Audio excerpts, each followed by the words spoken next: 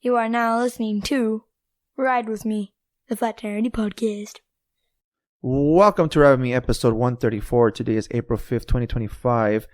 And again, before I introduce my guest, guys, the hotline, 818-806-8595.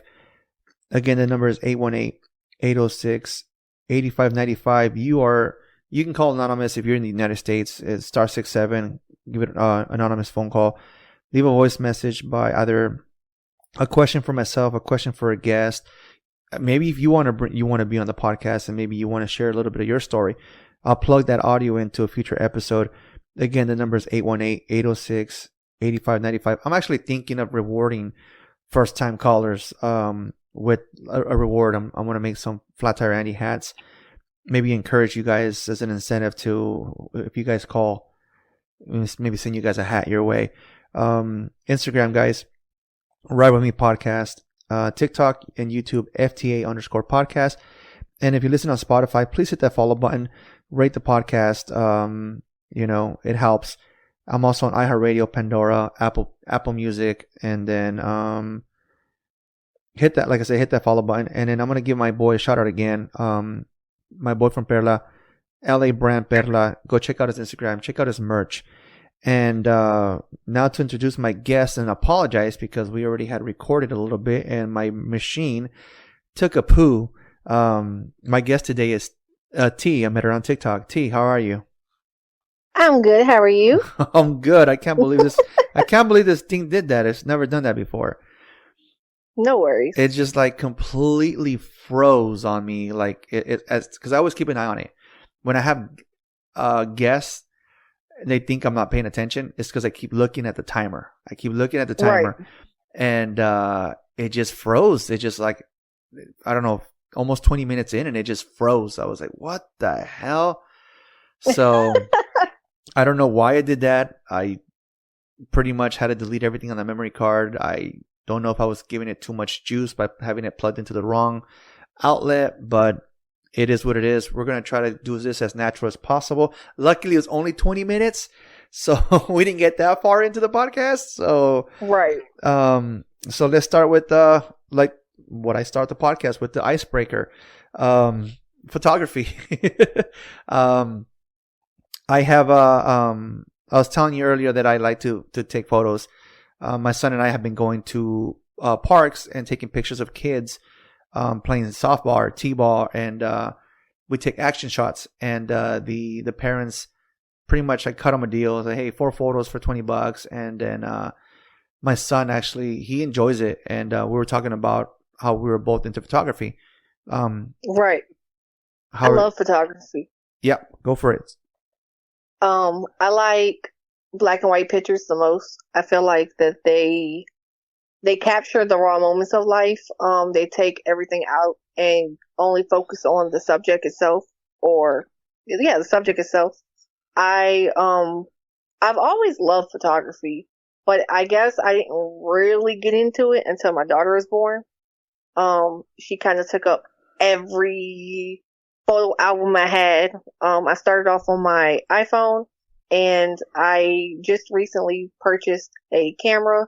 I thought that I knew exactly what I was doing when I got the camera, but turns out that I needed a lot of practice with a lot of YouTube videos, Facebook groups, and just TikTok videos. They were very helpful. I still need a lot of practice though. My when I first got the camera, the first thing my brother did was he sent me a screenshot of the ISOs, the aperture, and pretty much how to play with all that. And then to be able to take the perfect shot, he had me practice. He had me put a sprinkler system. My sprinkler was on, and he told me focus on the water. And he's focused on the water, and then just take a couple pictures, and you can literally see the drops of water in the image. So he had me practice with. He had me practice. You look shocked. Yeah, he had me practice with the sprinkler system. He goes, just watch. Look at the smart, because I have my aperture and the settings. Yeah. I don't know. It's a something that I'm obsessed with is I like to laminate stuff. Don't ask me why, but I laminated the apertures on a keychain, like made into a keychain. and I have it with my camera now. There you go. So, but the sprinkler, I'm actually going to go do that because that's smart. Because I like the water droplets and stuff. Yeah. Like I really like that, and they're going fast. So if you catch it, we went on vacation that same year that I bought the camera, and it was my son's like 15th birthday, and he was playing with the kids, like underneath like this little bit of a waterfall. And I was taking pictures of it, and you can see like the blobs of water, like you see in movies, like when like Superman's running in slow motion, and the water is like just standing still. It's that is so cool. Yeah, so I love taking shots like that, and when you have the sun, just the sun's your best friend. It's the best lighting you need. So when you're taking action shots, you put the settings at like the ISOs are on auto, and then the motion, whatever you call those settings, and you can see when the kid hits the ball and the ball still staying still in the air. Or my brother says, like, he always tells me, play with the settings so that you can see actual movement on the ball where the ball's a little bit blurry. And but I like the ones that where you can just see everything's just standing still. And well, taking the photos is one thing, but it's actually the fun part's editing them. I put them through Lightroom, and sometimes, sometimes a photo can take 2 seconds to edit, or it can take 5 minutes. Right. That is the one thing that I absolutely have no idea what I'm doing on. Lightroom is a whole new world for me. I have been looking at YouTube videos, you know, and like I previously stated, the groups on Facebook and TikTok. I still need to. Lightroom's a whole nother subject for me. That is tedious. I haven't used Lightroom in a few months, and then I was trying to edit the photos we took a couple of weeks ago, and I'm telling my son's looking at me, what's wrong with that? I'm like, what's wrong, Dad? It's like, I don't know what the hell I'm doing. I can't find the developer settings, like, and he just scrolled down. There it is. I'm like, oh shit. It's been a minute, man. It's been a minute. Like I said, I only use it when I take photos of like the T-ball games or soccer games, and mainly it's always like my nieces and nephews that I go take photos of. But I haven't, or at parties, but I haven't really taken my camera out for parties, because I take my camera. The purpose of taking my camera so that nobody's using their phones, and everyone's like, okay, hold on, and I'm like, forget it. You guys should take your photos. What's the point of having? Let me put my camera away, because it's like a big pet peeve of mine. If you're asking me to bring my camera, I bring my camera, and you're playing with your phone. Nah. You want to know something funny? Is I used to be one of those. It wasn't until I actually got my camera and started practicing and started actually carrying my camera everywhere I go. Yeah. That I realized that I used to be, and I still am to a certain point, that, for instance, I would take my daughter to go get her pictures taken or whatever the case may be. But in my head, I feel like that I can get the pictures too with my phone. Exactly. But I know how frustrating that is on the other side now. Mm-hmm. Yeah. Yeah, no, it annoys me. And then like one day when I first got the camera, my brother-in-law said, "Hey, my daughter's first birthday party, do you mind taking photos?" And I'm like, "No, I don't mind taking photos. I don't charge families, so we're good." But I did tell them, rule number 1, I don't want to see anyone's phones in their hands. Like, you guys are hiring me, you guys are asking me to do this as a favor to me, as a favor to you. Please, no one take out their phones. And when they would see me with the camera, they would try to pose. I'm like, no. I don't like those kind of shots. I like the moment at the moment type shots, like action shots, or like don't even look at the camera. I think that those images are a lot better because you're capturing them at the moment. And when I was 15, 16 years old, I used to work for a camera guy, and he would always tell me in Spanish. I'm saying in Spanish, "Bueno, tú nomás toma fotos," and you just take photos, he would say. And pretty much during the party, the quinceañera or a wedding, while they're dancing out on the dance floor, they're doing their special dance and whatever all that stuff is called, the dollar dance, whatever. He goes, "You just take photos." And it's funny because he would charge them a certain dollar amount for like 200 photos, but they're going through one by one by one by one, and then they were like, "Ooh, I want that one. Ooh, I want that one." By the time they were done picking photos, they were like at 400 photos. So he would charge them their money, and then he would charge them extra, and then the extra part was like, "Here you go, Weddle. This is your part." Like, damn, because they like the like I said, the pictures of the, not, like I said, at the moment type photos. I think those are the best ones, honestly, seriously. I mean, as long as you're not there picking your nose and shit, not those kind of photos, but you know what I mean? I think when you really capture, because what I do is I haven't taken any pictures outside of the family, but I will sit in the room and just sit there with my camera and just snap away. Yeah. Because I feel like that whenever you do that, it truly defines the person that you're capturing. Like, they're the art. Yeah. It's not staged. You get the rawness of who they actually are. We have a park, a lake park down the street. It's not far from here.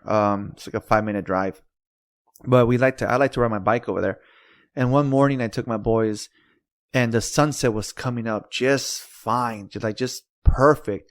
And my boys are playing, chasing the ducks. And I told them, "Hey, quick guys, climb on," which I staged it, but I'm gonna just climb on that tree, just sit on that tree.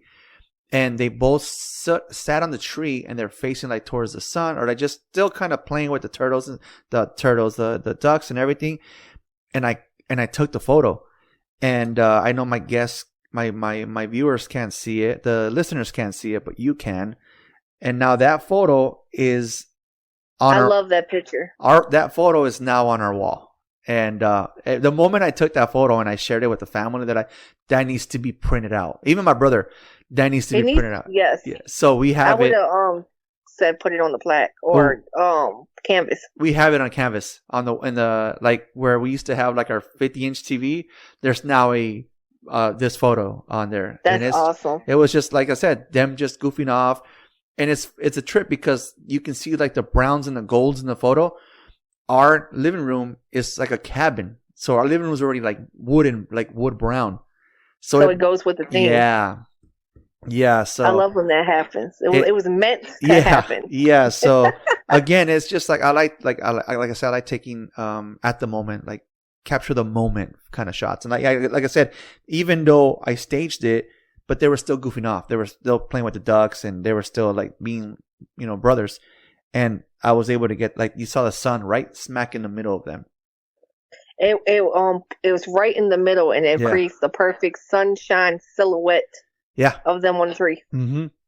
And I don't think I'll ever be able to catch that moment again. But yeah, no, it's on my wallpaper. It's on the wall, and I love that photo. It looks like those stage pictures whenever you buy a picture frame. Yeah. If it's, right? You go to Walmart and you look at the picture frames, you think it was right there. Hey, you know what? I might print one out and just put it in there. And just put it there and see if they notice. Right? That'd be funny. But enough about photography. Let's get to know you, my guest, T. You're in the East Coast, right? I am. And then how's the weather over there? It is very nice today. We went outside today earlier. Sunshine, perfect weather.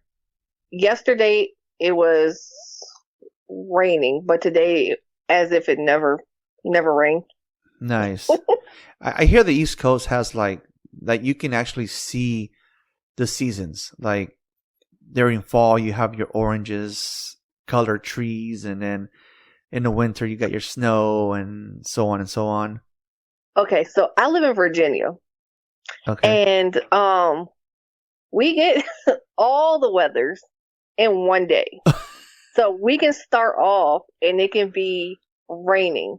And then by the time noon is here, it's sunshine. And then by the time we get off of school, it's a tornado watch or something. And then I think we had snow in July at some point.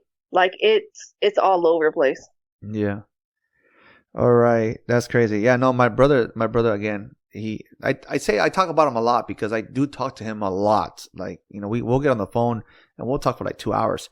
And he always tells me he's traveling the country. What he does for a living, he travels the country, and he always says like Connecticut.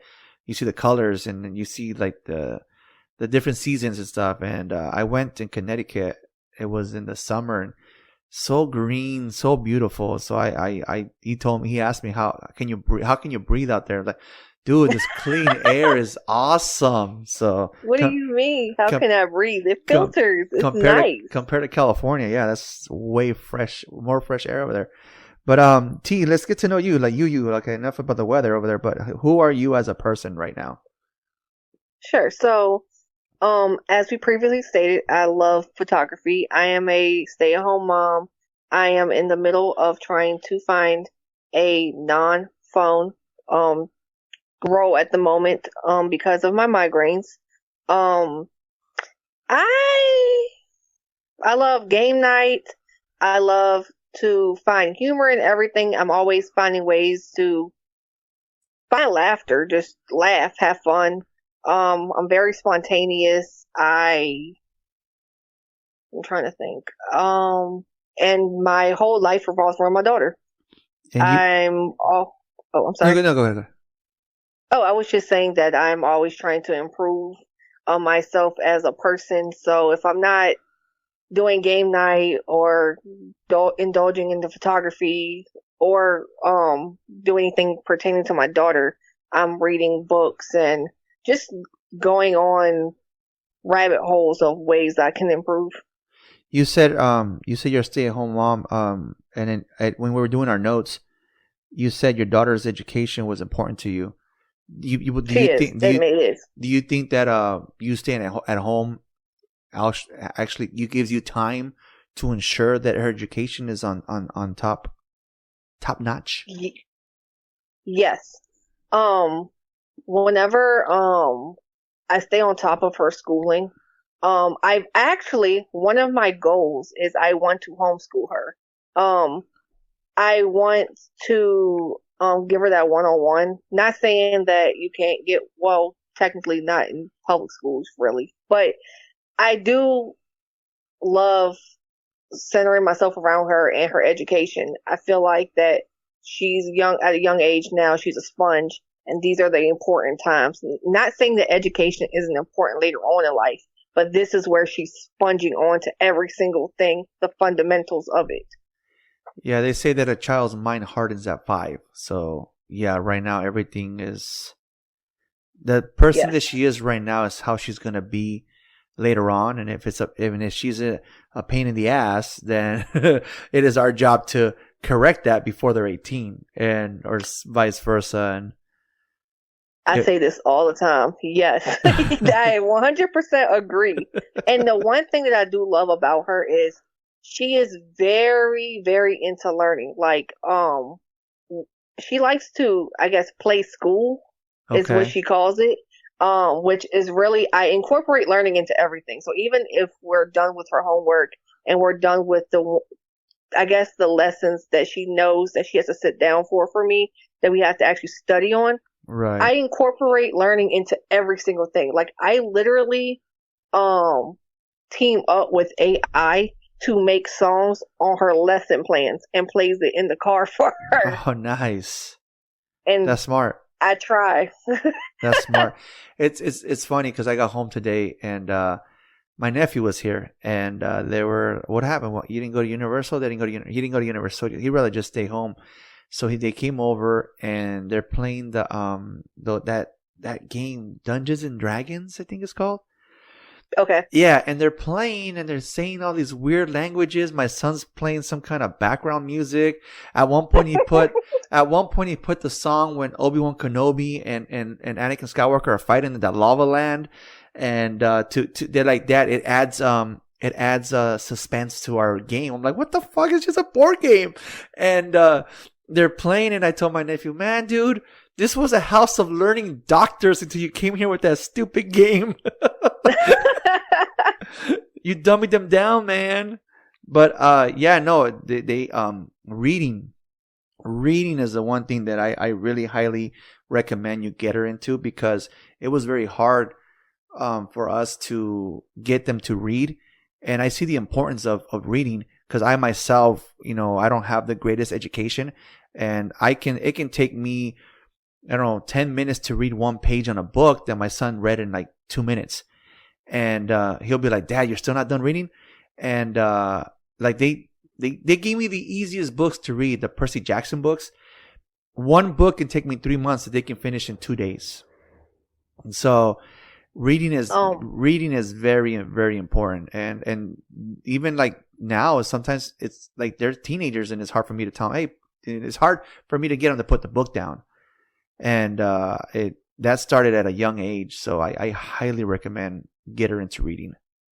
I'm glad that you said that, because that's the one thing that really got me into the whole, like, I've always been into learning with her, but really got me to triple down on it is because at one time, when she's 8 now, she's in 2nd grade. Her birthday was later. So she struggles with reading, and I want to make sure that that's the one thing that you don't struggle with, because if you're struggling with reading, you could misread something, and then it can prevent you from passing. And she has a speech which is called apraxia of speech. Okay. And I thought that she wasn't pronouncing because she wasn't reading it correctly, but in actuality, she is reading it correctly. But and she knows what she's talking about, but whenever she actually like relays it out, like for speech, it sounds as if she's like way younger. And it took a second because I couldn't figure out. I thought there was other things going on, but once she got diagnosed with apraxia of speech, I was able to go more into it. And since I started working on that and working with her school pathologist and the teachers and stuff, I was able to form stuff, because it's harder for her to learn, especially on the reading subject. So that's what introduced me into doubling down and finding new ways for her to learn, because there's more ways that she can learn other than one way. Yeah, gotcha. Yeah, no, and again, reading is very, like I said, again, on my point of view, reading is very important. Again, I have, like I said, I struggle with reading. I'm not as fast as reading. I'm glad that these phones are now smarter than what they were 10 years ago, because I can send you a text message, and before I even hit send, it's already correcting my mistakes. It's correcting my grammar. And right. I feel like texting has improved my my writing, because again, it's correcting me before I even send it out. So now I catch myself when I'm writing something or sending an email or whatever. I use the proper grammar. Or even like when I'm watching TV or news or something, a video on TikTok, I'll obviously, to myself, I'll correct them that they use the wrong word. You know what I mean? Because my boys, I feel like the podcast also helped me a lot, because again, my grammar's not the best. See, and they would hear it at first, and they're like, Dad, you used the wrong there or that or two, you used the wrong one. And so I catch myself even at home, like we can be having dinner and I'll say something and they'll correct me. And I used to get offended at first, but now I don't, because they're helping me. And who would have thought that someone who does a podcast has grammar issues, So, they help me a lot. I feel like a lot of people who struggles in certain areas is also where they can exceed at too. Yeah. Many people overlook that. So that's fun. Yeah. But that's good. Like I said, keep doing it. Keep doing what you're doing with your daughter. And then, do as best as you can. Like I said, you're already a stay-at-home mom. That means she has all your attention, and it's only one child, right? Yes. Yeah. Yes. So she gets all your attention. So that's perfect. That's good. That's good. Anything else you want to add about who you are? Stories about with you and your daughter? Other than, she's 8. She's starting to have more of her personality, like her individuality. Yeah. I don't know why I was so naive. Whenever I was pregnant, I thought that whenever you have a kid, that they start off like so innocent and like they're so sweet. Like I don't know how to explain it. Like, Yeah. but she started off with my personality, like straight off the back, and I feel like every day I'm fighting myself. Yeah. No, yeah, no. It's my son. He's a spin image of me, and the same thing is like he'll make fun of me. Like he'll make fun of my appearance. I'm like, bro, that's you in 10 years, bro. My daughter, Yeah. and she's like, "No, it's not. No, it's not." And she'll say something like, I don't know, something on my head or something. Like you have a big forehead or something. I don't Yeah. know, big head. Yeah. And I'm like, and I just look at her. I'm like, do you know that you look so much like me that whenever I showed you a picture of me, you tried to gaslight me into thinking that was you. That's how much we look alike. I grabbed a photo when my grandma. No, this is years ago. My grandma sent me a photo of myself when I was like 2 years old, and I showed him the photo when he was probably like 2 years old, and I asked him, "Who's this?" He's like, "That's me." I'm like, "That's you." He goes, "Yeah." What was in that? What was in that Christmas gift?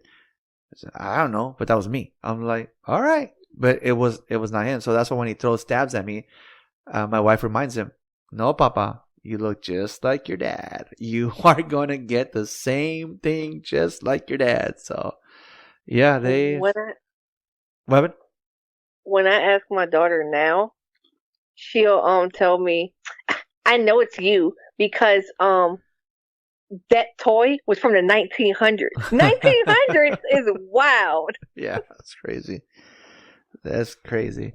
But all right, well let's get into it. Let's start diving into why you're on the podcast. You did mention to me you had a rough childhood, and so let's like I said, let's dive into it.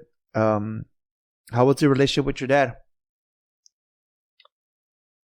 So, and yes, I did have a pretty rough childhood. My relationship with my dad, it's complicated. It's not very much black and white as people try to make it seem in general, like with relationship with parents. We started off on a real rocky. Now we're working towards healing. It's not perfect, but we are at an understanding now. But it was rough growing up. I've always been a daddy's girl. I thought at one point we were really close. So just a little background about my parents, because I have to speak about both of them at the moment to relate it to my dad. My mom and my dad were married, but not to each other. And, I lived with my mom and my stepdad, and my dad, he was very active in my life. I seen him all the time. I didn't go a day without seeing my dad. He was there for every step of the way as far as anything I needed. So, okay, when you said that your mom and dad were married but not to each other, that means that your mom cheated on her husband? Yes. That's what happened to me. That's my mom cheated on her husband, and I'm the creation. That's very wow. And I didn't know that until I was 23 years old, because I told my grandma that I wanted to go look for my dad.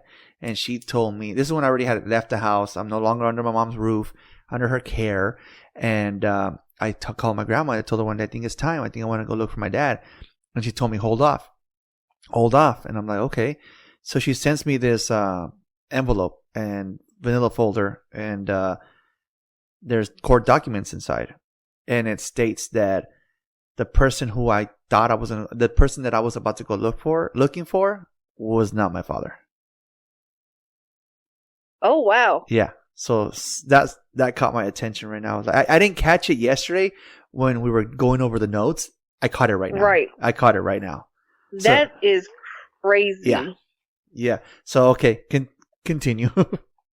So they were bouncing off of what you just said.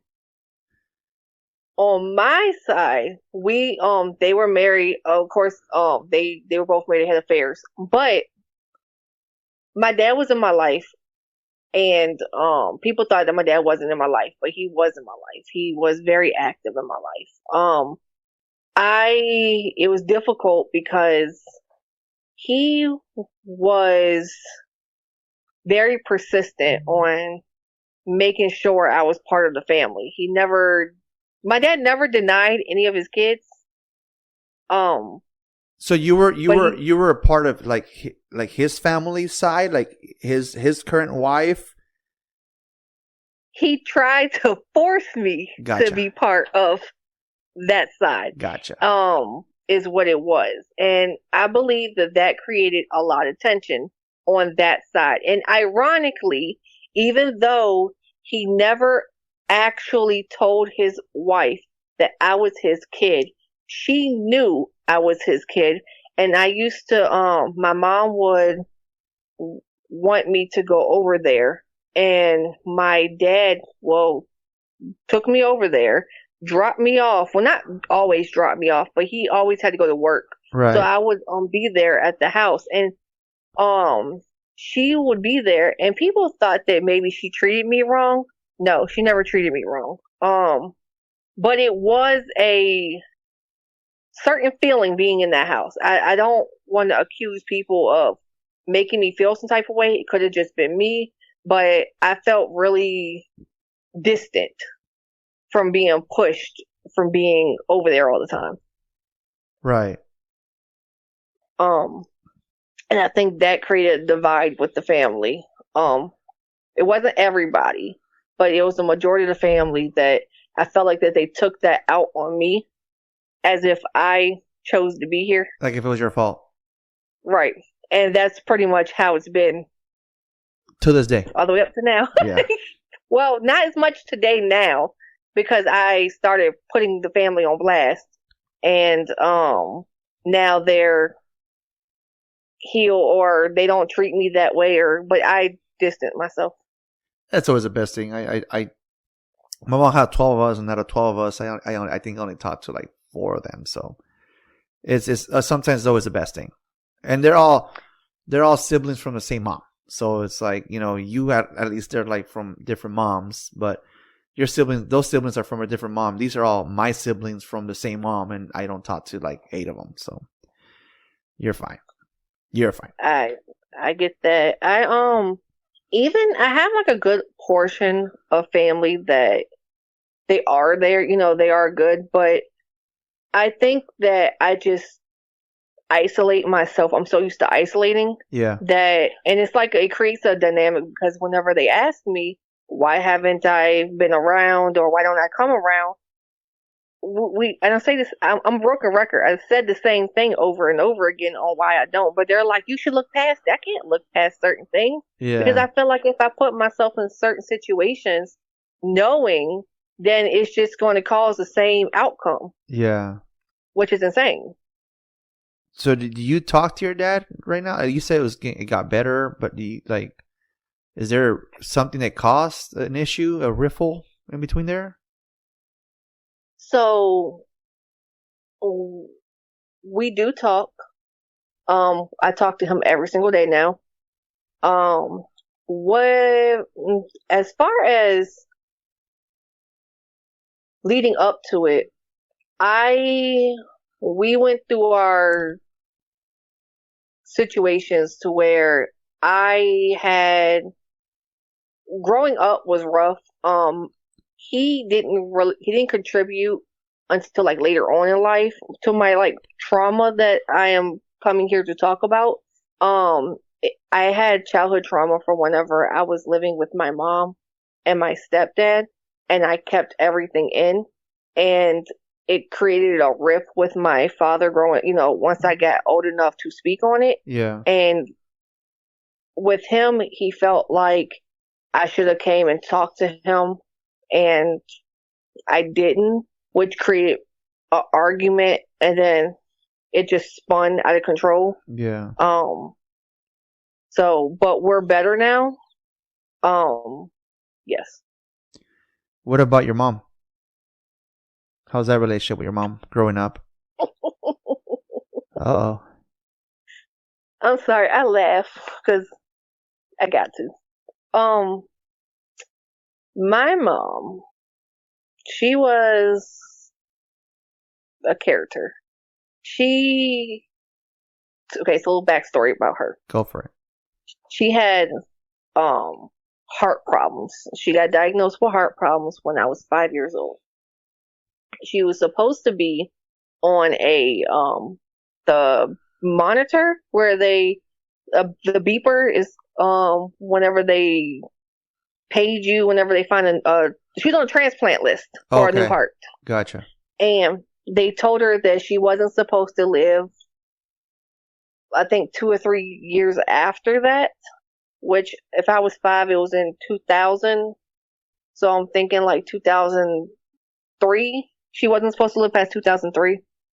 And she didn't want to do the beeper. She didn't want to be on transplant because she said whenever it's her time to go, she'll go. And okay. And I never understood that because as a kid, you're thinking like, you don't think about the complications that can come with it, as far as getting the transplant. And anyhow, she ended up actually living to 2013 without the transplant. So 10 years after they told her that she was, oh wow. So yes. Obviously your mom has passed. Yes. And I think that is I think that's crazy. I think that's a miracle because she wasn't supposed to live that long and she made it through to 2013. She had a lot of mental health issues as well. I don't know what else she had, but I do know that for sure that she was diagnosed with bipolar. And she always wanted a child. I was her miracle baby. She was the oldest out of her siblings, so she took care of her siblings. I think 5 siblings. Right. And she was always the one taking care of them. Everyone else was having babies but her. She felt discouraged. She ended up going in for a hysterectomy, and right before the hysterectomy, they gave her a pregnancy test just to clear it, and turned out she was pregnant. And so once I was born, and after her diagnosis, she, from what I understand from on the outside of people speaking on my mom, it was after I hit the age of 5 or something that's when her mental health started spiraling. And she would literally like degrade me. She would pick fights with me. And then like everything will be fine. She'll start picking fights with me and then hit record. She'll record me. What the hell? And then whenever my dad was always at work, and a side note on my dad real quick. He was 55 when I was born. He retired a little bit after that, but he never stopped working. Even now, he's like 86. He's one of those people that if he stops, he's going to die. I feel like it. He has to work. He can't sit still. That's what they say. I'm like, once people like retire and they just pretty much sit at home, they start to deteriorate. Like they start to die. Yep. They start to die. Yeah. And that's my dad. He has to do something. And so he was blessed with good friends that always that are younger than him, that he basically he works with them. They do side jobs, and now they help him he is the knowledge part of it, where he doesn't have to do the physical, but they still, they look out for him.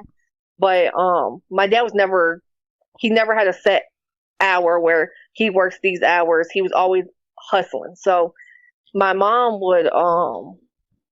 she would record me whenever I got to that point and would like play in front of my dad. And he would be like, why are you, he doesn't know what to do. He's like, why are you being disrespectful? Yeah. But she didn't tell him the part that the reason why we're going toe for toe is because I'm sticking up for myself and she's belittling me and I don't feel safe at home. So she forgot all of that part. So she would always start off with that. And I just find it funny. Even we laugh about it now, like my dad and I, we talk about it.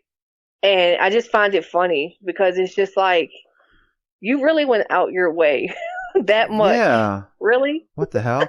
You know, it's funny. It's funny because similar story. Like my daughter at 16, she moved back with her mom's, and for 5 years, the mother of my kids just gave me hell for the kids, and my daughter mainly. And side note, you don't know this, but my wife's not biologically mom. So, my daughter went to go live back with her mom, and it took I didn't talk to my daughter for like almost 3 years, and she finally started talking to me last March, up until now. And then recently, she told me that she got, my daughter got a job and she goes to work, and that her mom picks her up to take her to work, like picks her up from work to work. And that when the mom's just in a bad mood, she's like calling her a bitch and insulting her and degrading her. And like, and my daughter's like, Dad, you taught me to have thick skin. She doesn't piss me off. It is what it is. But I'm like, but still, that's your mom. She fought me all those fucking years to get you back to go with her. And she finally did. And this is how she fucking treats you? Like, are you serious? I wanted to call her so bad a couple weeks ago to go off on her. But I'm like, what am I gonna benefit from that? What am I gonna gain from that? So I'm only gonna cause more problems for my daughter. So right, and have it trickle down to her. Yeah, and for retaliation from you. And then my daughter's not gonna want to vent to me anymore because I'm gonna go off on her mom. Yep. So Layla, if your mom says something, she heard it on here, not because I called her. Just saying. Yeah, no, it's dumb. It's like you gave me hell for 5 years, and then you have her now, and this is how you fucking treat her. It pisses me off. But I mean, at the end of the day, like my daughter told me that Dad is what it is. You taught me to have thick skin, so anything she says, I'm like, okay, whatever, okay, cool, whatever. It's funny because she said it that her mom finally told her that she was proud of her, right? And that because she's doing everything on her own, and my daughter in her mind's like, I wasn't gonna take it from her. I wasn't gonna take that moment from her. I was gonna let her have her moment. But in reality, in my head, I was like, I'm doing this because you gave me no fucking choice. I had to get a job, but you pretty much almost made me homeless, so I had to do what I had to do. So it sucks that when you hear stories like your mom, that people like my mom, people like the mother of my kids, they're not the only ones. There's way more people out there that are just like them. It sucks. It truly sucks. It does. Like what your daughter, referencing what your daughter said, like when her mom would say those things to her and she was just like, well, I'm used to it. It doesn't. I was like that with my mom to a certain extent because my mom took it up a notch. She couldn't stop right there. She had to take it one more notch. And she got to a point where she would be like from her heart, like it was like certain medication. She was diabetic and she had heart problems. So there was like certain medication that she had to take every night or day or whatever the dose was, that she couldn't live without it, pretty much. Right. She would literally be like, "Oh, you didn't clean your room," or whatever the case may be, or you're talking back, or because I had an opinion, I wouldn't even be talking back to her. It would just be me defending myself. And she was like, "Okay, I'm gonna stop taking my medication." And when I'm gonna lock myself in the room, mind you, we had 90% of the places that I live was a 1-bedroom or a 2-bedroom, and my mom and stepdad, they didn't sleep in the room together, because my stepdad worked at night, and so my mom would sleep on the couch. But in the at nighttime, she'll go into the bedroom when my stepdad goes to work. Right. But in the daytime, she would literally go into their room, kick him out the room, lock herself in the room, and swear that she's either overdosing on the pills or not taking the pills, one or the other. And she was like, "If I died at night, it's your fault." And mind you, I'm like 7, 8, 10. I mean, she. I'm sorry. You reminded me of something at home that my mom would get so fucking stressed out so stressed out that she would start complaining about chest pains, and that she would have to go to if she's going to go to the hospital, and if she dies, it's our fault. And I'm like, yeah, that has not happened. So we didn't do shit. It was all you. After a while, like after I turned like 16 or something, like she did it from, I don't even remember when she even started doing it, because all I remember her is saying that. I got to a point where she would say this stuff, like she wanted attention so bad that she would say this stuff in front of certain family members, and I'll just be like, I don't care. Do it. That's what it is. You just said it right now. That's what it is. It's attention. The attention seekers. Hard. Yeah. That's funny. That's freaking hilarious. So I take it the relationship with your mother was horrible. Yes. I don't want to use the word hate, because I'm trying to not use that. But she was definitely not favored at all, to the point where, and I want to talk up leading up to this, but I do want to just mention this slightly. When she did pass away, I was there with her, and she held on for me, but the family made me go. Like, they guilt tripped me because I'm her only kid to go see her, and I wish I didn't. Like, mainly people wish that they did go see a family member. I wish I didn't go see her whenever she passed. I don't blame you. I honestly, I say the same thing. I don't blame you. You have every right to feel that way. And I say the same thing. Like, when I get that phone call, how am I going to act? You know, because for 40 years, I wanted that woman to love me. And I finally accepted it, 2.5 years ago. She does not love me. So, like, my mentality is, when I get the phone call, hey, your mom passed away. My mentality is like, my mom died in 2021. My grandma died in 2021. That was who my mom was. So, I mean, I have my godfather's wife actually called me recently, and she reminded me, remember me, how we love you. And I'm like, okay, so I have people out there that love me. I don't need my mother's love when I have people that, like I have aunts. I have, my cousin just got married recently, and she invited us to the wedding. We went. I met another aunt that I haven't seen in 30 years. She has a family. She has a daughter. She has a husband. I connected with her husband. We had things we both love cycling, so we had someone to talk. We connected. We talked, and so it's like, you have family that at the end of the day that make up I have a mother-in-law that fucking loves me, even though I'm a little prick to everybody, but she loves me. And so, I mean, like I said, I don't know how I'm going to act the day I get that phone call. My wife tells me the same thing. Just get ready for it. I'm like, yeah, but I don't know how I'm going to act. It's funny because she quoted me the other day to her sister. She's like, how can I miss someone when I don't talk to them on a daily basis? It's like, out of sight, out of mind. And I'm like, oh, you told that to your sister? Holy shit. I get that. I feel like I'm going to say I do, because I don't want to speak on other people. But I feel like I had a good amount of people around me that actually genuinely did care about me.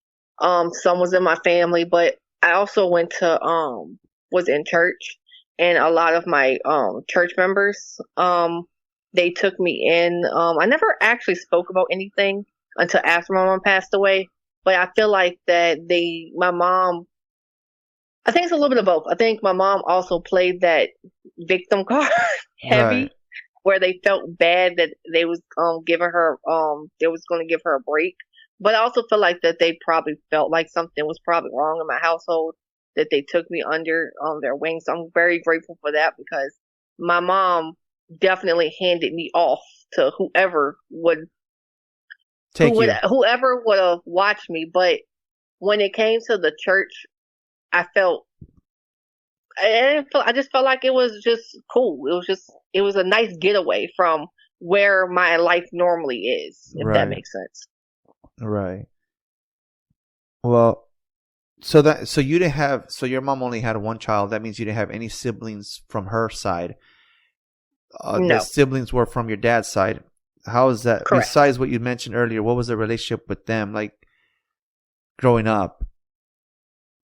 It was, it was and still is hard pretty much to this day. Growing up, my siblings are way older than me. I am 30. My oldest sibling, I believe, is 62. I don't want to quote that entirely. I think it's 62, 60.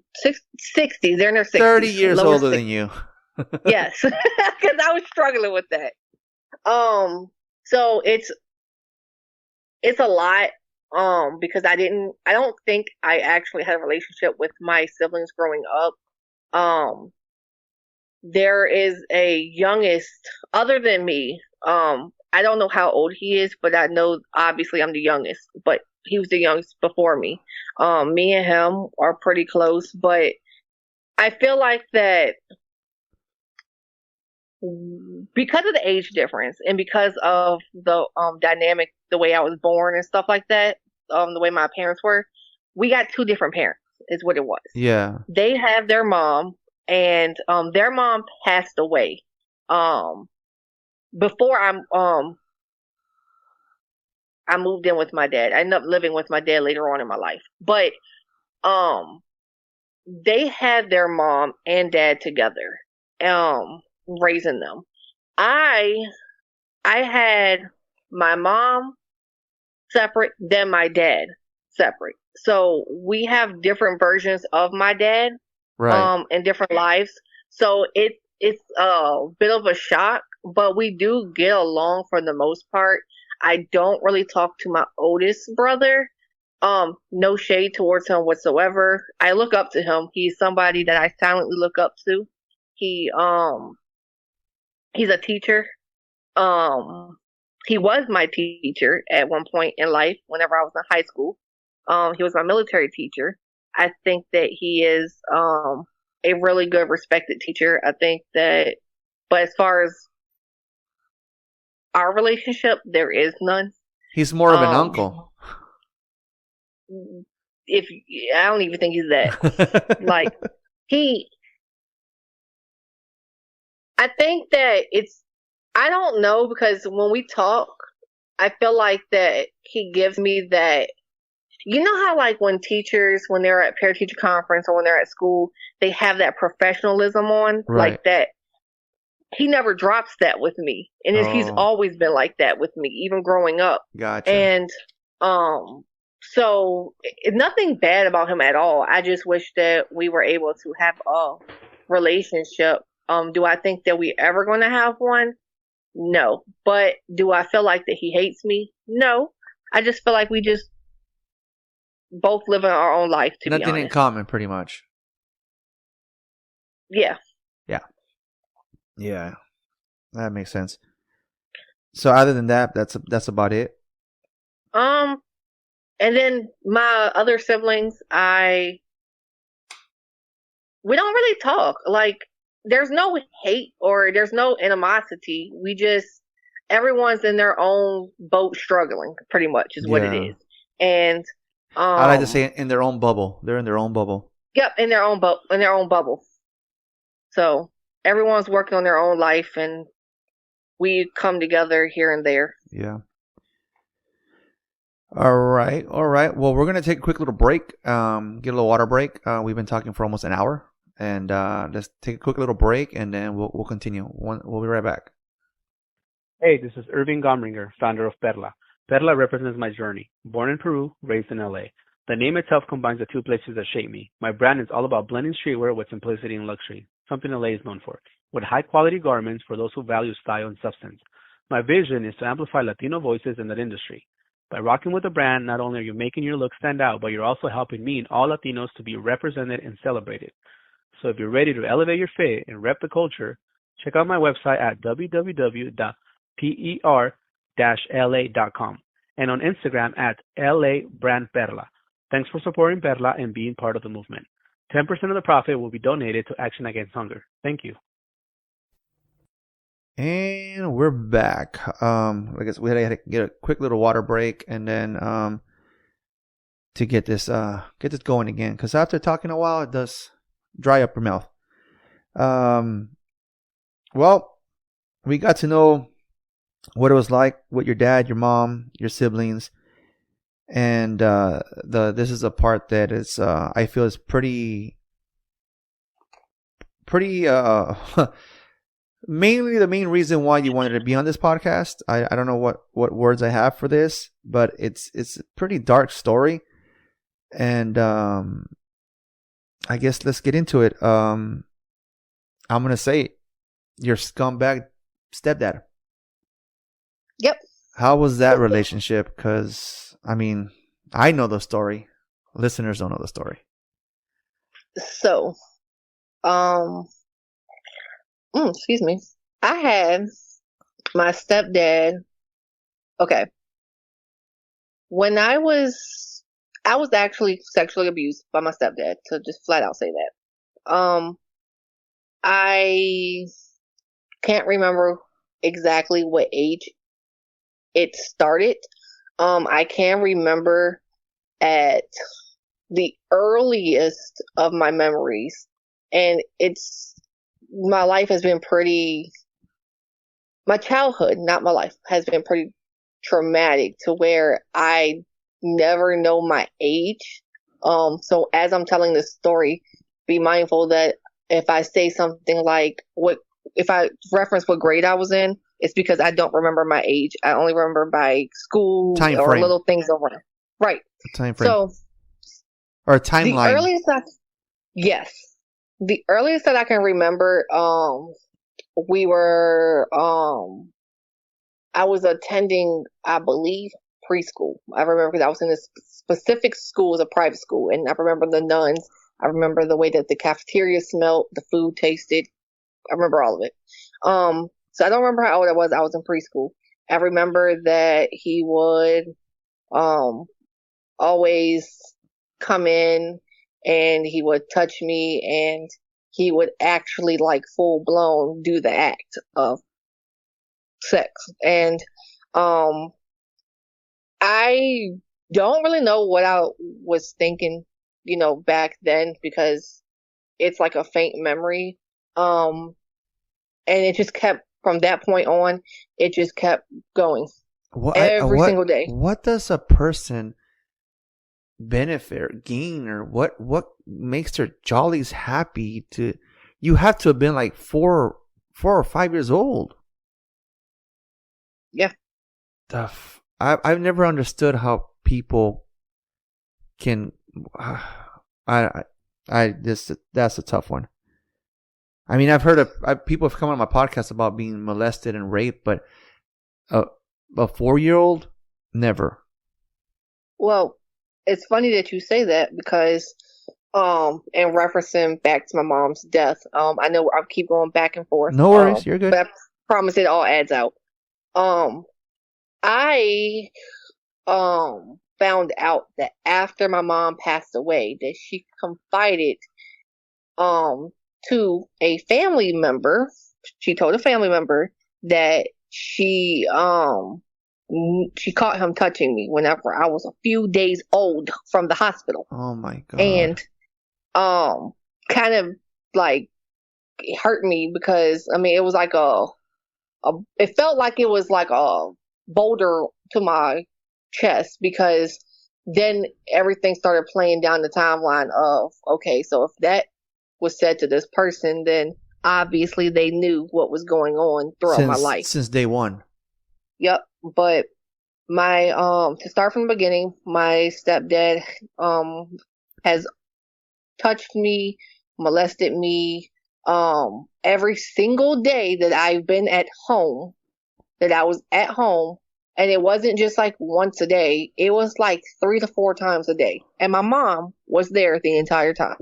And it would be one of her episodes where she's locked in her room, or she's asleep on the couch, and it's times where even like with her in the And just to give reference what the house looked like, 9 times out of 10, because all the apartments were pretty much like mapped out the same way. Right. It wasn't upstairs or downstairs or somewhere far away. It was literally right around the hall. Like, her TV was on, she was on the couch, he'll come in, and then like there would be times where I will wake up and I don't know what I can and can't say because I don't want to be like completely like where like the platforms get flagged, for saying I certain don't words. think podcasts get flagged.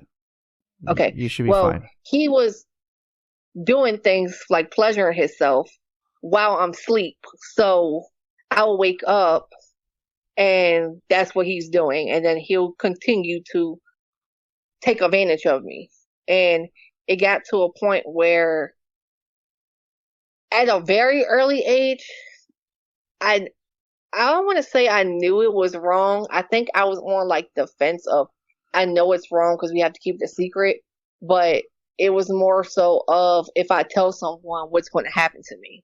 And, it tripled down because I knew at a very early age that the way my mom would manipulate me and the way that no one really stuck up for me on that, why would I say anything further from, going further from there? So especially if they've known since you were a freaking infant that this is going on and they haven't done nothing till you're now 4 years old. Nothing's happened in 4 years. So what the fuck?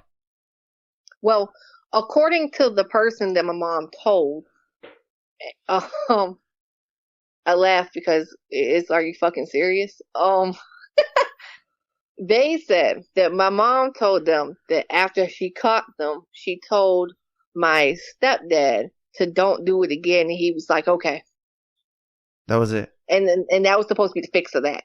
Fuck. Yeah, that was my fix. Yeah. So, and I want to add, that my stepdad was mentally challenged, to that as well. So that was another thing. And my mom, I do remember certain times in my life that I have said it to her. Like she would ask me, has anyone touched me? And I would say no. And then she would be like, I'm serious, Tangie. Ooh. Anyway, I'm serious. I don't care if you leave that. Actually, I don't care. Okay. Tangie's my name, by the way. Okay. We both froze for a second. No worries. But she would ask me and say, am I serious? And I would tell her yes, but then I'll end up crying and telling her that it happened once, and she's like, well, we're going to take care of it. And then never got taken care of. That's it. That was it. And, then she'll guilt trip me, into, basically she guilt tripping me to being quiet because when I was older, that first time I was really young. I remember I was in like 2nd grade. Funny, I was the same age as my daughter is now. I was in 2nd grade, and I remember she asked me, and I said that. And she goes, okay, and then whatever the case may be, nothing ever happened from it. Then I remember another time because it never stopped. Until I turned 13 or 12. It was 12 or 13. I was in middle school, I know that. But the next time I told her, it was a little bit before I turned 13. And she basically was like, well, I don't know what you want me to do. Side note, as I stated, she had health problems. This was the time where she was starting to actually get more sick, and her body was actually like with diabetic people. Like whenever she had an ulcer in her foot. Okay. So she eventually got her leg and arm amputated on one side. To just sum it up, and she went through a lot of stuff in between that. Back and forth to the hospital, but it was at different times though that she had each body part amputated. But in between that, she basically relied on my stepdad and I to take care of her. And she would treat us both like shit, which I don't care how she treated him, to be honest, because I don't care for him. But she would treat him like shit and treat me like shit and expect us to take care of her. And that's what I did. She did not care about my school. She did not care about anything. She just wanted me to take care of her. Like, if I was to drop out of school to take care of her, it would make her a happy mom. Like, that made her happy. Yeah. And she would, she claimed that she treated my stepdad like shit because of the way he treated me. Like, but she admitted that later on, but that doesn't justify, like, you treating him like shit doesn't do anything for me. That just, Yeah. I don't know what the concept of that was, but yeah. Where So where the hell is this SOB right now? they're both dead. Okay. Well, did he at least get his karma, or did he die a peaceful death? No, he passed away a year after her, and supposedly he had seizures in general, like and oh, funny that you asked that. So he after my mom passed away, no one was there to help him, take care of him, as far as, like, she would do, like, the paperwork and get him, like, Medicaid, and she'll help. Yeah. Right. So after she was gone, I flat out told everybody, because this is the moment that I came out and told everybody that this is what he's done. Like, the moment she took her last breath, I literally was like, y'all can do whatever y'all want with her. I don't want her. I left in there because she was in a rehab nursing home type thing. Yeah. He was there whenever she passed too. I looked at everyone and I said, I don't want nothing to do with nobody else. I'm done. And no one could really understand it. But I'm saying all of this to say he didn't get Medicaid. He was struggling to get Medicaid because no one would help him. Ironically, I told my dad after I turned 18, because I think what people don't understand is they're like, why didn't you call the cops? Because no one believes me. Because no one believed me. Like, what was the point? And then my mom, she made a reference to him being mentally challenged, which I look at things differently now. Is why didn't I call the cops? I didn't call the cops because I thought that nothing was going to come out of it. You have rapists who served 11 months in jail, and someone who sells drugs 11 years in jail. So, yeah. I mean, I didn't say anything, but whenever I was 18, I said something, and my dad and I got into it because he couldn't figure out why I waited until later on, and I'm going to bounce back to that. But I know that after I told him, a week later, he looked me dead in my face and asked me if I can help my stepdad get Medicaid. What the hell? Because he felt bad that he was mentally challenged. And at that moment, I just felt like, yeah, I just don't matter. Like, there's no way. Because I would never. I wouldn't either. Fuck, 13 years of sexual abuse from that guy? Fuck that shit. Hells no, man. Then you got people like Cain Velasquez, who's going to fucking prison for 5 years for attacking the guy that molested his son. Yep. Stupid. I would have. Where's he doesn't need money, but I'll put money in his books. I don't care. Right. Oh my god. And so, when all this shit is going on, what goes through a 4-year-old's mind, an 8-year-old's mind, a 12-year-old's mind? What's your mind going through when all this shit's going on? So, I really don't remember. I don't know if I blocked it out or if it's just that because I was so young. So I don't really know what was going through my head whenever I can bounce back to when it first happened. I do know that I felt like growing up with the constant abuse, I feel like that you deal with, first off, it's a lot because you start internalizing stuff. Why me, first off, then you don't have any security. You don't have any I want to make sure I'm saying the right stuff. As far as how I felt, I just felt like I was useless. I just felt like I did not matter. Like I was just there. And it didn't help that I didn't have people that I felt safe to talk to, or that when I finally did, that they really didn't do anything. I just felt like I just felt like I didn't matter. I just felt like that was pretty much what I was here for. And I struggle with it very bad because whenever stuff like that happens,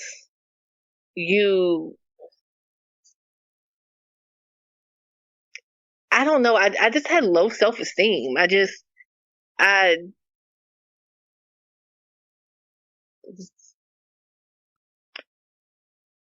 It was mainly the low self-esteem. It was,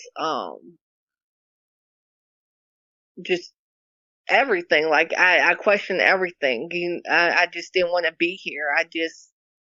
I really heavily, like, even at an early age, I always thought about, I never acted on it until like later on, but it was never like a full act on it. But I just constantly never wanted to, I just wanted to self-delete. I just never wanted to be here. Like when I woke up, I was pissed off that I woke up because I would have to deal with it all over again. Right. When we were taking our notes yesterday, you mentioned something like in the second grade, even though you knew it was wrong, but it was kind of like a little bit like addicting. Yes.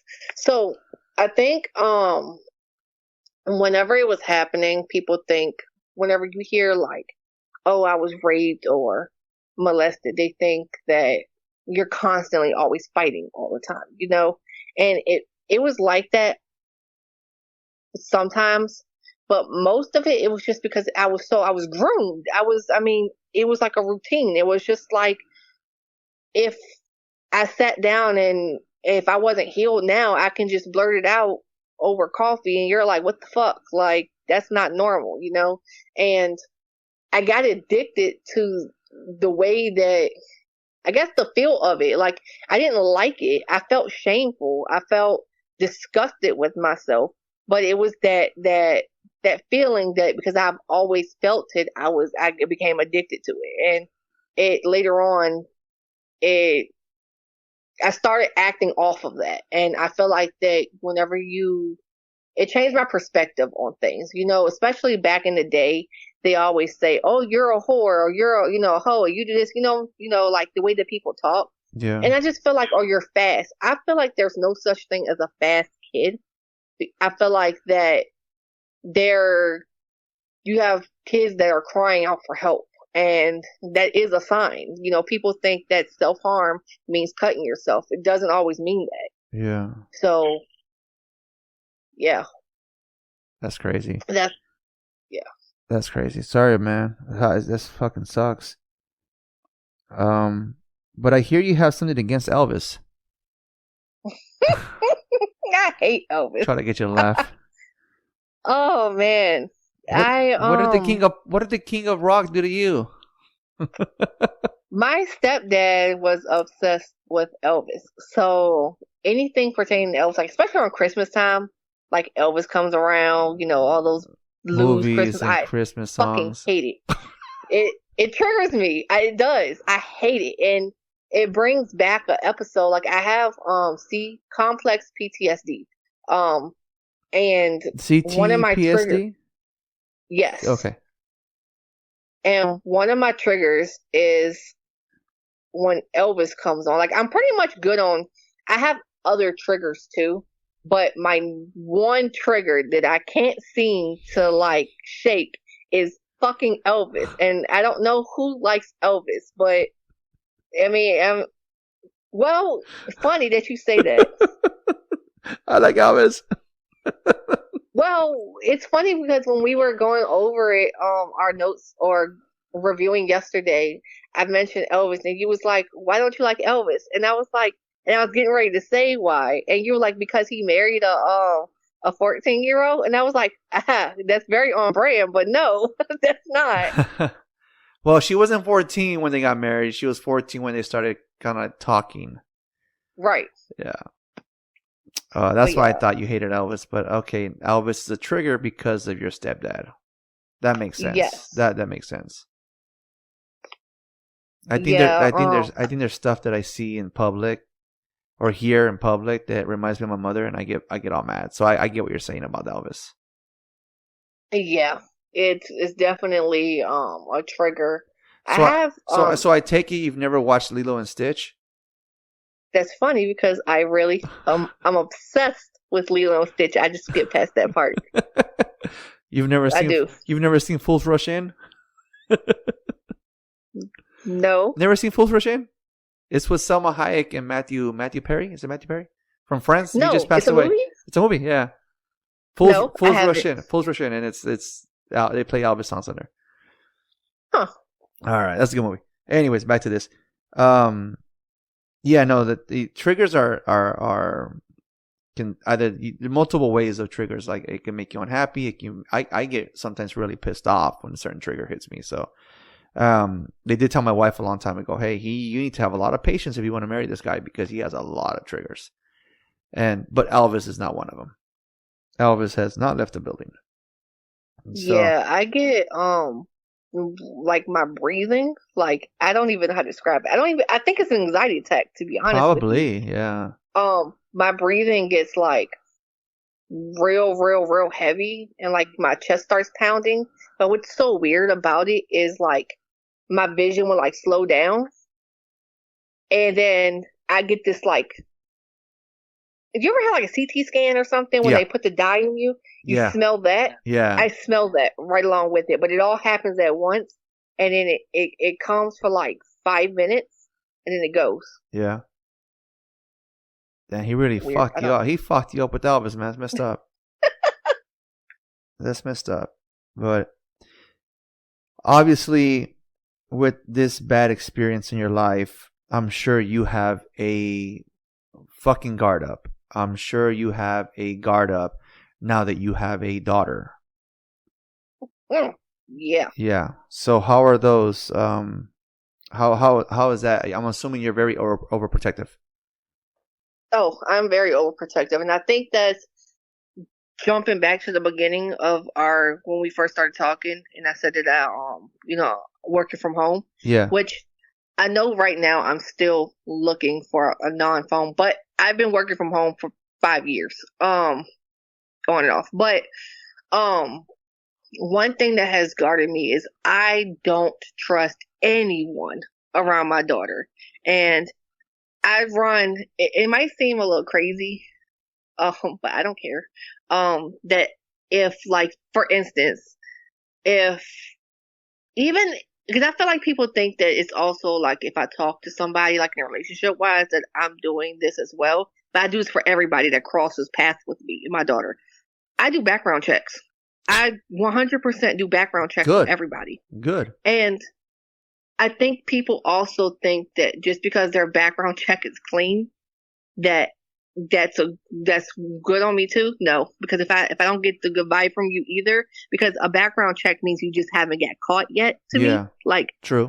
So, I do background checks on everybody. I don't allow her to go to sleepovers. I don't allow her to go over family members' house. Now, side note, I don't have any issues with my family, but I don't. You're so cautious. I just no, because I feel like that my child is vocal. My daughter is very vocal. So she has no problems coming to me, telling me anything, because I've always let her know. One, I would rather hear it from you first, period, regardless. Two, I just feel like that you need to tell me anyways. Like, don't go to the person, come to me so I can address it, because adults like to belittle kids, especially when kids call them out on their stuff. So you're not going to gaslight my child. I'm going to buffer that. I want to be there to see what my child is talking about. So I don't have to say, oh, this sounds like this, or, I picked the right, not saying that I wouldn't pick my daughter's side. That's not what I'm saying. But kids also interpret things differently than how it actually is, but I'm not negating what she's saying either. So I have to make sure the balance. Sometimes kids can tell you something that happened a month ago, but make it sound like it happened yesterday. So yes, yeah, yep. So I want to do that because a big thing that was part of my childhood is I would try to stand up for myself, but the parent or the adult would always make it seem like I don't know what I'm talking about. Yeah. So my parents will always believe the adult, and then they wonder why I don't come to them. So I tried to eliminate that with my daughter. And then the rest of it is just mainly her being safe. I really want to, I don't allow her to play with kids outside. Like we live in like a cul-de-sac, like towards the bottom, right, but way up the hill where I can't see her. That's where all the kids her age is, and she wants to go play with them, and I'm not going all the way up that hill. Well, first off, I don't want to walk up that hill. One. Two, if I drive up the hill, then I'm just going to look weird sitting in my car.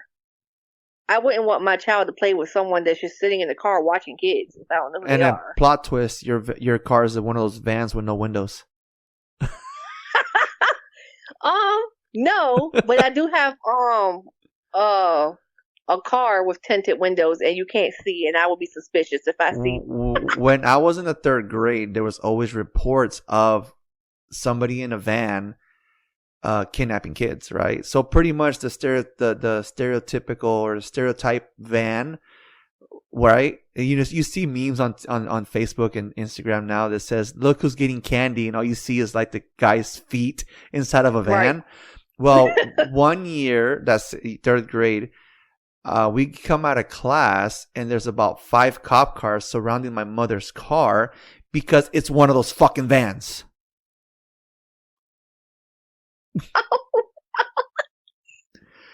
She traded the Nova car that my grandpa gave her for one of those kidnapping vans.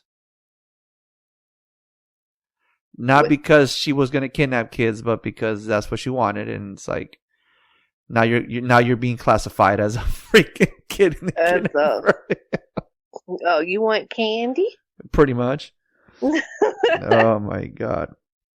But you said that you have talks with your daughter. Can you share some of those talks with us? I do. Well, one, to start off light, I would just ask her random things, like, cause you never know what she's thinking. One, you never know what your kid is thinking.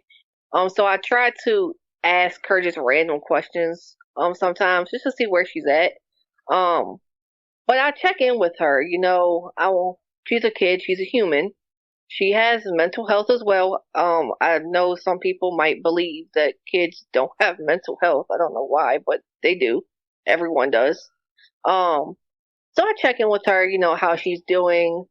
We talk about, I ask her, I do like sentences with her, like, I don't like it when mommy does, and then she'll insert it. And mommy could be, what's one thing mommy could do better? And what's one thing that you can do better? What's one thing that, you feel like you can work on? And, we do this all the time, like constantly. Because even though I'm a parent, I'm not perfect, and people might think that, kids might not know or understand what's going on. Oh, they know. They know, right, for the most part, and if she can tell me ways that I can improve, and then I agree, I can work on this, and, I can do better, and this is what we can do to take the steps to, do better. I absolutely, and I also feel like that it helps her later on in life, because not only are we talking about the problem, the elephant in the room, but we're talking about steps that we can do to make it better, which I feel like will be conflict resolution later on in life that a lot of people, I feel like, could use. Right. So you mentioned that you write emails. I do. I've actually created an email Um, that's for my daughter. I have the password and I write her emails. Basically letters. It's like a digital journal pretty much because I feel like if I write it down it can get lost. I can move and can't find it. But an email, I always know the password and I want to give it to her whenever when she's 18. Just to let her know like random stuff like, what she did that day. Just letters for her future self. Pictures because I do not have pictures. I mean, there are pictures of me when I was younger, and I have family members that took them. But because I don't talk to nobody, I don't have access to those pictures. So I'm just trying to add something else that I didn't get growing up that I feel like that she would cherish, and even like, and I'm not wishing this on me, of course, but life happens, and if by any chance I was to pass away at any point, she can still access them. I'm just trying to do things differently and break the generational curses. I'm trying to learn to unlearn the things that has been ingrained in me growing up. And, like when you're in survival mode your whole life, certain behaviors become second nature. Whether it's shutting down emotionally, people pleasing, or believing that love has to be earned through suffering. I had to unlearn the idea that my worth wasn't tied to who you seen me as a person. I had to unlearn the belief that love meant sacrificing myself for others, even when it did hurt me. And I also had to unlearn the way that I reacted to things. Growing up in chaos, it made me quick to either shut down or over-explain myself. I feel like that's not talked about enough. Like I had to justify my existence. I had to remind myself that I don't have to prove my worth to anybody. Most importantly, I had to unlearn the idea that I was broken because I'm not. And, growing up, I'm still healing. I'm still learning. And I refuse to carry those patterns with me, especially down to my daughter. Right. I feel like that we can do better and we should. And it sounds like easier said than done. But I feel like if you know that something is wrong, if you know that you don't like the way that an experience made you feel, I feel like that there's plenty of resources out here where you can definitely look more into stuff. Right. Wow. That's honestly this podcast is to, talk about healing, what trauma we lived through to healing, and your examples of healing, the learning to unlearn. That's a powerful message right there, and like I told you yesterday, as we're doing our notes, we came up with the podcast episode title before we even started recording. And right. And you, like I said, it looks like you have a good head on your shoulders when it comes down to, putting this in the past. Yes, we still have triggers. Yes, we still have, memories. You don't just, sometimes I wake up from a dream that I wish I didn't have, but it's a freaking past. It's a dream of shit that happened. So they're still going to happen, but it's how we cope and how we move and how we, go forward the next day. Like you said earlier, that you would wake up angry because like, fuck, I'm going to survive another day of this bullshit. And, now you wake up and you have something to live for. You have your daughter. And so that's the same thing with me. I mean, and everybody knows I almost did something stupid. And now that my kids are here, I have a purpose to live. So, but that was very beautiful of what you were saying about what you're dealing with, how you're coping with it and everything. So that's awesome. That is awesome. Thank you. And then I mean, you've pretty much had touched everything, right? So I want to touch on like a few other things. Go for it. If that's okay. Yeah, go for it. I do want to add that I'm not sharing my story, to gain sympathy. I'm sharing it because I know that there are other people who have faced similar things and who might be feeling alone or silence. And I want them to know, like, you are not alone. So I wanted to touch on that. I also wanted to reference the abuse, like just in general, that a lot of people think that it's a stranger or outsider, and 9 times out of 10, it's someone that is in the family or close to the family, and people assume that like the person that is being abused is the only one being groomed, when in reality it's the person that the abuse is happening to. It's the people that are close to the person, because I feel like that everyone's being groomed. As far as that goes, as far as they're being groomed because they are putting trust into this person to let you be around their child or whoever is being abused. Yeah. And I feel like that they don't consider that they're being groomed too, when in reality they are, because you had to have some type of trust for you to even give that person, So I wanted to add that in. Yeah, that's good. That's good. Anything else? I do have a message for my daughter.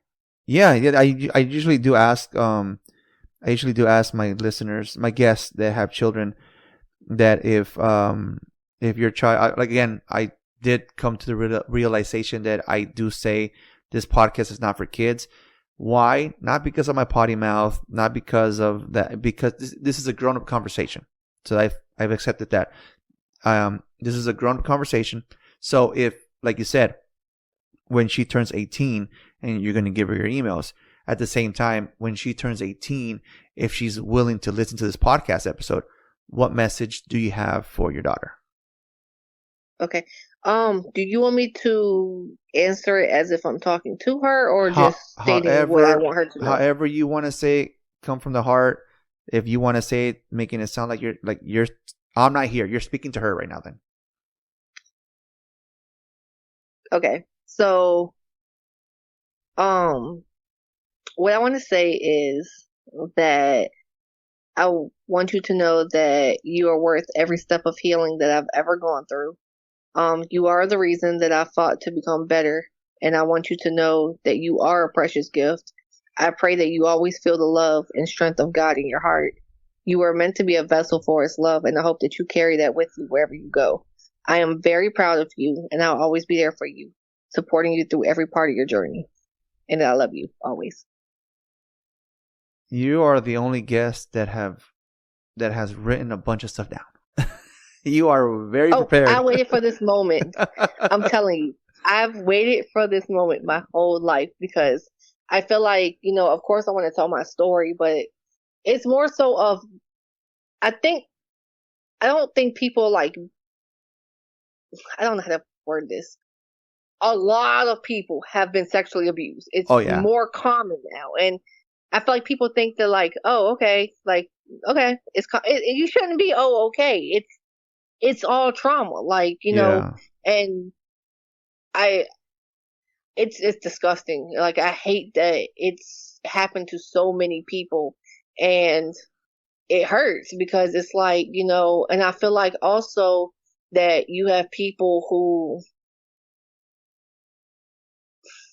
who has gone through things, but I feel like that they let their trauma eat at them. Yeah.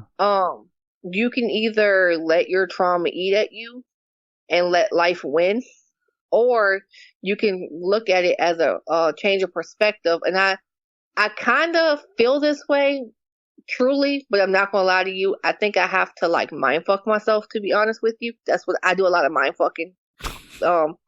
I do. I really, really do. Where I have to literally just be like, okay, like, I don't know why I went through what I went through, and I know that my case, my story isn't the worst story. There's people that have worse stories, but trauma's trauma regardless, Right. everyone has their trauma. And I feel like that out of all of that fucked up shit that has happened to me, what can I actually take out of that and use it to apply it to either being a better person than where I was before? Because I've made a lot of fucked up mistakes. I thought that I was more mature than what I was. That's the number one thing I think people use for grooming anyways. You're so mature for your age. Okay, I don't know what that means now, but okay.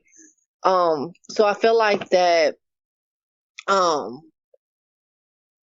I can take every single downfall that I have and turn it into what can I turn into a lesson? What can I do better this time? And I also feel like, not with the trauma part, but just in life, period, that if you have lessons to be learned, that